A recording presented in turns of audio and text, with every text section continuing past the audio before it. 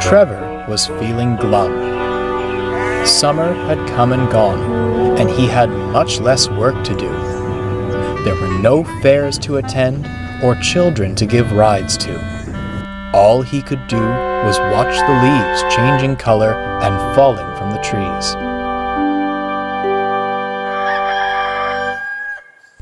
It came as a surprise when, one morning, Jem Cole came strolling towards his shed. "Morning, Trevor," he smiled. "How about we get you ready for work?" Trevor was excited. "A job? For me?" he asked. "They need you down at the lumber yard," Jem explained. "One of the machines has broken down, so you're going to help saw wood." Trevor smiled. Truthfully, he'd hoped for something more exciting, but anything was better than sitting in the shed.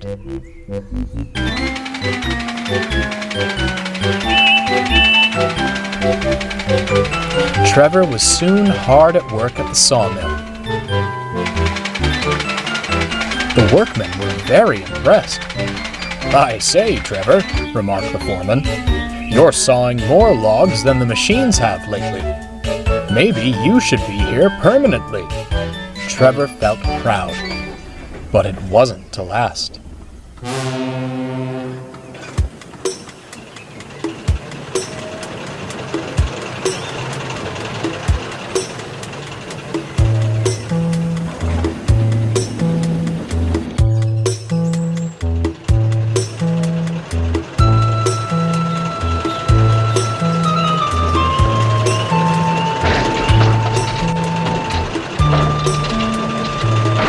Diesel rolled into the sawmill with some flatbeds.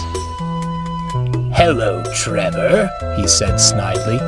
"Finally being put to some use?" "Oh, yes," Trevor replied obliviously. "I'm taking over for a failed machine. It's quite nice to be useful," he smiled. Diesel snickered. "They only called on you because their usual machine failed.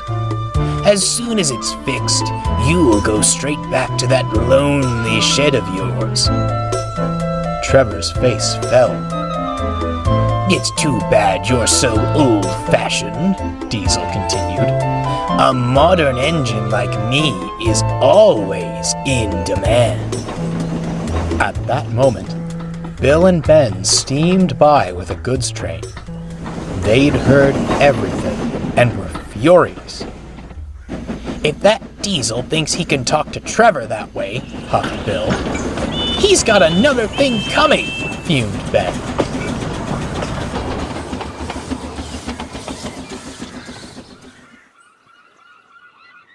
When the twins reached the harbor, they told Edward all about it.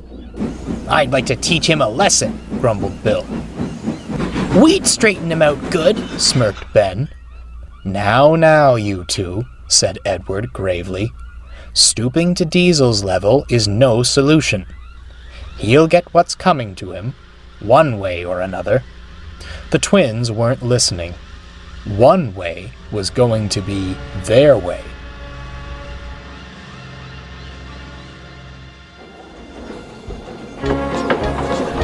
Later, the twins were bringing goods from the harbor to the big station. As they passed through the forest, they spotted Diesel heading the other way with more flatbeds.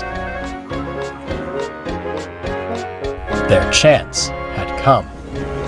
"Wait for it," whispered Bill. "Now!" squeaked Ben.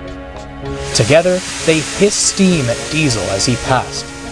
Lost in the thick smoke, Diesel couldn't see, nor could his driver. Suddenly,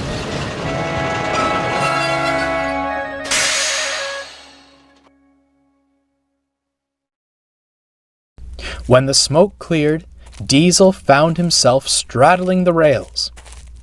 The driver got down to inspect. "That's torn it," he sighed. "We've run over some points that weren't set properly. I'll have to go phone for a crane." Diesel was most annoyed.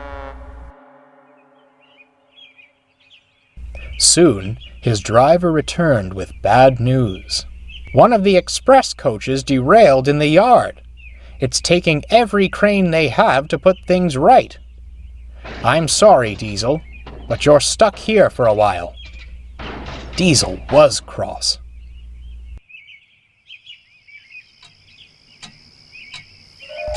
The driver had left to have tea with a nearby signalman. The sun went down and the cold wind blew. Diesel was lonely and, secretly, a little scared. He whimpered, listening to the hooting and howling within the forest. Just then, he heard another noise, a slow chuffing, which seemed to be getting closer. Diesel couldn't bear it. "Oh dear," he cried, shutting his eyes. "I'm not a deer," came a voice. "I'm a traction engine."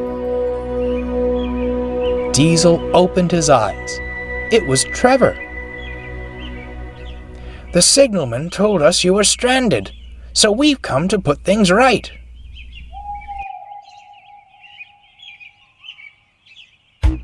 Strong chains were fastened to Diesel, and Trevor pulled with all his might. He huffed and hauled until his boiler strained, but at last, Diesel was back on the rails.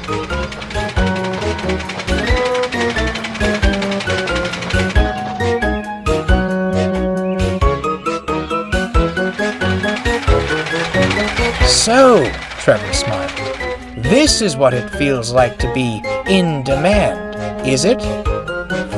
Thank you, Trevor. I'm Diesel struggled before smiling deviously. "So glad to be back on the rails." Trevor chuckled knowingly.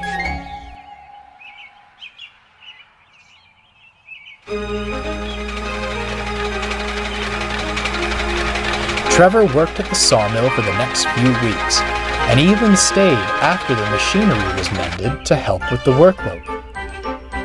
He saw Diesel bringing flatbeds and taking logs away every day. Although Diesel didn't become any friendlier, there was no talk of being in demand from that point on.